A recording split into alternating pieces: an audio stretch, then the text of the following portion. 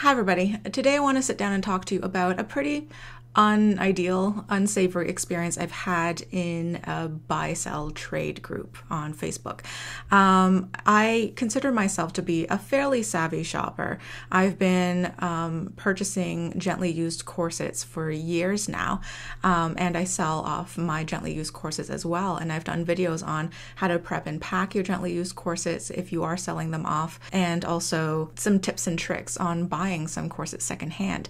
But in this particular situation, I did not go with my gut, and I ended up getting the short end of the stick, basically. So I'm going to give you kind of like a story time, tell you what happened, and then tell you guys what I would have preferred to happen instead, and what you guys can look out for in the future, so you can learn from my mistakes. So I should say now that I'm not going to be giving any identifying information of the other party, of the seller.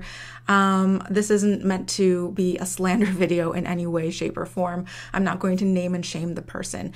I just want to share a cautionary tale. Also, the brand that I had purchased is a What Katie Did corset, but I just want to put out the disclaimer that What Katie Did is not really involved in this transaction whatsoever. It was a gently used What Katie Did corset, so anything that I'm saying here, don't take that to mean that What Katie Did is not good quality or anything like that. I've always had excellent customer service with them.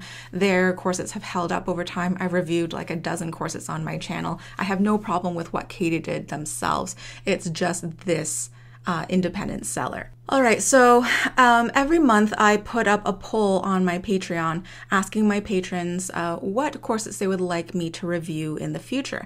And last month the poll had a tie. There were 16 votes between one of the new styles from What Katie Did, because they recently, changed their construction. They released new designs, or a sample from an independent corsetier on Etsy. So I was about to jump onto What Katie Did's website so I could just purchase one new from them, but I decided that I would really quickly check the buy-sell trade groups online, like on Facebook and whatnot, just to see if anybody had posted anything recently in my size. And almost serendipitously, there was one person who said that they were selling their What Katie Did Luna corset. So the Luna Waspy is 140 pounds new, and this particular seller was asking for 100 pounds. So I thought that was a fair price. I usually look for a price between 60 to 75% of what the original price was. If the corset was gently used, there's not a lot of like wear and tear, no damage. So I messaged the seller, and like I said before, I am pretty experienced buying gently used corsets online.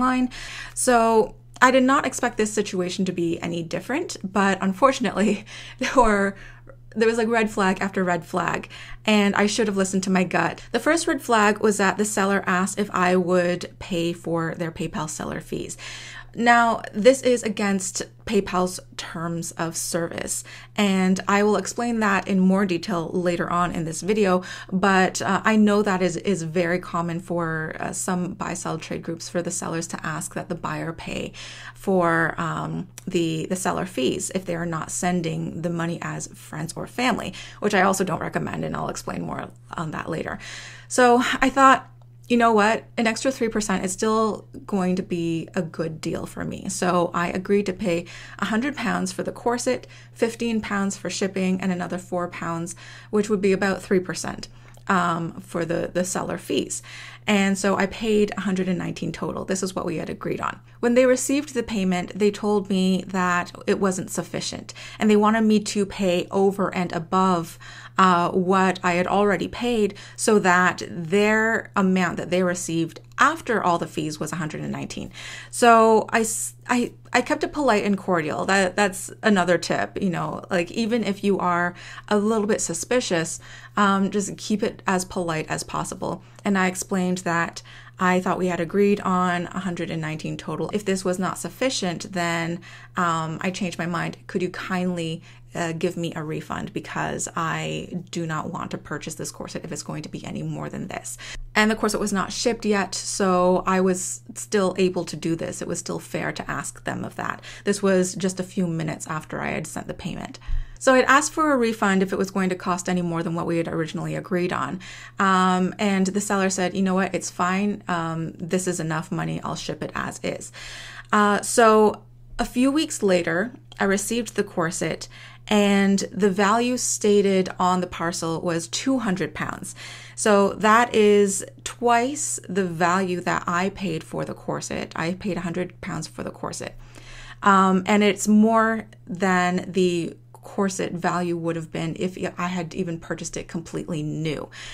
Even if somebody were to think, okay, 140 pounds new plus shipping plus fees plus tax, blah, blah, blah, it still would not have come up to 200 pounds. So I don't know why they wrote that on the parcel. But because they did, I ended up having to pay an extra $125 in taxes and duty. Now, I can contest this with the post, and I will be contesting it because I have the proof, my PayPal receipt, that I did not pay anywhere near $200. It was $100 for the corset plus shipping plus fees. But even though I will be contesting it, I'm not optimistic that I'm going to get reimbursed because from what I've read, it is very difficult and rare if anybody does get reimbursed for these extra charges. So at this point, I had paid over $330 Canadian, which is more than I would have paid if I had just purchased from What Katie Did's website and that I would have gotten a brand new corset. And even if I did get charged duty, it would have been less than half because they would have put the real value on the parcel. But at this point, the corset is in my hands. So this is the corset, and so at this month's Patreon live stream, I unboxed it and I showed everybody for the first time, and I noticed that it was very similar to What Katie Did's old style of construction. And I was just like, wow, it really reminds me a lot of the baby corset. But I know that the Luna and the baby are both cinchers, so maybe at first glance, some people might not be able to tell the difference. I did not think much of it that night. But then the next morning when I looked at it again, I was just like, something's not quite matching up here. So this is it, and I did more research into it, and it is their baby cincher, which is now out of stock. It's discontinued.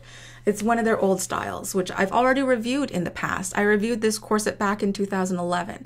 So the measurements match the baby cincher.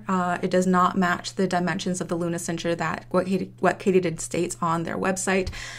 This has a 3-pin busk instead of a 4-pin busk, which the Luna cincher is supposed to have. It is single boned here, whereas the Luna cincher looks like it's double boned in the product photo. It also has the same construction as their old style. It looks like their new style has more sandwich bones, whereas this one is still the external boning channels that they did in their old corsets. It's the same hardware as their old corsets, the busk and the grommets in the back. It has the attached unstiffened modesty panel, which their new corsets no longer have. So yeah, old hardware, old construction. I'm 100% convinced that this is the baby corset and not their new Luna corset. So I did not get what was advertised and what I had purchased. So normally I prefer to assume the best in others. So this could have been a mistake on the seller's part. Maybe they could not tell the difference between the baby corset and the Luna corset. I tried messaging them and asking if they had known and when they purchased this corset exactly. And as of yet, I have not received an answer. I do know that in some buy-sell trade groups, often with vintage dresses and whatnot, some people will buy out outfits and dresses and products from sidewalk sales, like clearance racks, liquidation sales, and they will sell those items for profit on these Facebook groups. And there are technically no rules in Facebook Marketplace against this sort of thing. It's technically legal. But in my case, I did not receive what I had purchased and what was advertised. And over $300 later, I have a corset that it's technically wearable, it's functional, but it is useless for a review. Maybe I'll still review it out of spite. Like the last time I made a review on the baby corset, I wasn't yet established in like my systematic way of doing reviews.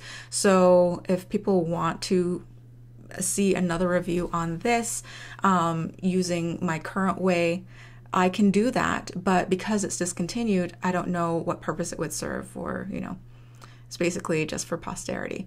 So I thought that I was a savvy and a seasoned shopper, but even I messed up this time, and there were red flags all over the place. So what should have been done differently? Here are my tips so you can not repeat my mistakes and you can protect yourself as a buyer. And also some sellers can protect themselves as well by knowing these rules and playing by them. The first thing, like I said earlier, if the seller is asking the buyer to cover the seller PayPal fees, that is a huge red flag. I know that it's super common, but it is against PayPal's terms of service. So if they catch you doing that, they can terminate your account without any warning or any chance for appeal. So just don't risk it. You know, if you're a seller and you really hate the idea of losing $3 on 100, then you can put your listing as like $103 or $105. And it is up to the buyer to decide whether they want to meet you at that price, but you cannot specifically ask a person to pay the seller fees. It's also a red flag if a seller asks you to send payment as a family or friend instead of paying for a product or a service. Now, if you decide to do that as a buyer yourself because you trust the person or you really are friends with that person, that's completely fine. If you are dealing with somebody that you don't know and you can't really fully trust that person to send the parcel and in good time, or if the parcel gets lost in the mail, you have no protection. They will not easily let you dispute that. Like, as far as PayPal is concerned, you are sending somebody you love a monetary gift. So there are no repercussions for that per se. When you are sending a payment through PayPal or any other payment processing service you choose, there's usually a box where you can put comments. So spend the extra 30 seconds or a minute to write down specifically what you're buying. Like, just say, you know, hello, seller, whatever their name is. Here is $80 for the brand, style, name, color, and size of this particular dress or what have you, whatever you're ordering, plus $10 for shipping or however much it is. So that you have the breakdown and absolute proof of what you agreed on, how much everything cost. So in case you need to contest the value, say if you're importing it from another country, or if you accidentally received something different, to say the size was wrong, they sent the wrong product, they sent a knockoff or something, you will be able to easily raise a dispute. If you are the seller and you're selling a corset, a dress, a video game, what have you, and you're sending it through the mail and you're filling out that form, where it says the value, you write down the amount that you got paid for that item. Especially if you're sending it internationally, you do not put the tax. Somebody in another country does not pay the taxes within your country. You do not put the price of shipping included in the value of the corset or whatever it is you're selling. That doesn't make any sense. Some buyers will actually message a seller and ask if they're able to knock down the value declaration of a parcel. So if a corset cost $100, some buyers will actually email and ask if I can write down $10. And that is illegal. The worst penalty a seller can get for doing something like that is actually tax fraud or tax evasion. So I would really not recommend doing that. If you're a buyer, please don't ask that sort of thing. But there are also problems with a seller stating the value as too much because they are overstating how much is getting exported. And the buyer has to pay too much duty on that. So the original sales post of this corset is gone in the buy-sell trade group that I purchased it from. So I can't go back and compare it. But if you could, obviously, do be very careful about comparing the listing of the independent seller versus the listing of the original corset from whatever website it's from, if you're able to do that. You know, count the busk pins if it's a corset. Ask for more information if the listing is very sparse. Ask for close-up photos if none are provided in the listing so that you can see the quality. If they state any damages, they should show a picture of how much damage there is, etc. Also, in this particular scenario, I was not sold a knockoff. It is an older version, but it is still what Katie did brand. It's still their label. But there are ways of protecting yourself if you are a buyer and you're suspicious of it possibly being a knockoff.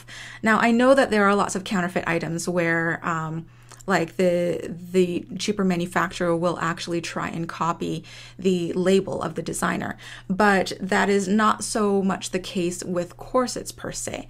But if you think somebody is saying, oh, I'm selling a Puimon corset, and you think it might be Corset Story or something, then you can message the seller and ask them for a photo of the label. And you can ask the seller to also include your name written on a Post-it note, or the date written on a Post-it note and stuck beside the label in the picture, so that you can see for yourself that the label is indeed Puimon or whatever it is you are interested in purchasing. Because lots of people can go online these days, find a generic picture of that particular label and just send it to you and be just like, okay, here you go. That's why, you know, if you really need to ask for the name or the date on a Post-it note beside the label to prove that they are the one taking the picture, you can do that. And that way, if you receive something different in the mail that does not include that label, you have grounds for dispute. Obviously, if you trust the seller, you have no reason to believe that there are any red flags or anything. You don't have to go through all this stuff. This is just a way of kind of protecting yourself for, you know, online purchases and whatnot. And I saw red flags from even before I made the purchase, and I should have listened to my gut. In terms of my situation, there is not a whole lot I can do right now, apart from do a couple videos with this and maybe sell it off. But this time I would state that it is indeed the baby corset, which is discontinued, not the Luna corset, and hope to get at least part of my money back. And I am hesitant to take any action because I don't know if this was an innocent mistake or if it indeed was kind of like a bait and switch.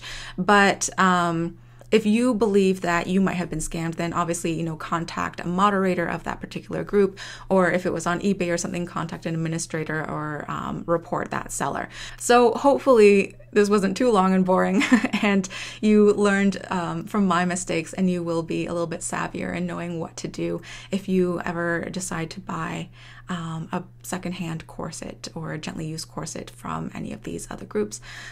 So yeah, that's it. Let me know if you have any comments or questions down below. If you're going to be sending vitriol, please don't. Like, I am not trying to victimize myself in any way.